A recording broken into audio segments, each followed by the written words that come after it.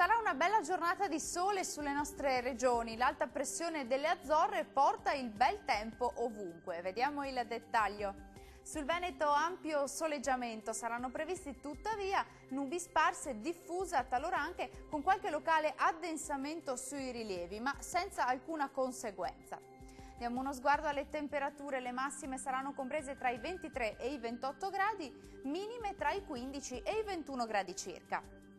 Andiamo ora a vedere che tempo farà sul Friuli Venezia Giulia. Pressione in aumento, tempo soleggiato ovunque. Da evidenziare una locale parziale nuvolosità sulle pianure e sulle prealpi. Temperature miti un po' sotto media, massime tra i 24 e i 26 gradi, minime tra i 13 e i 16 gradi circa.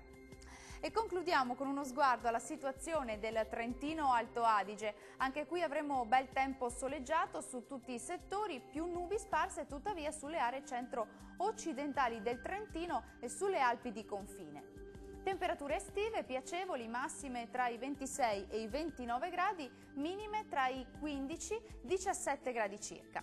Il mare sarà poco mosso, localmente quasi calmo nel Golfo di Trieste, i venti deboli da est, localmente moderati sulla laguna di Venezia.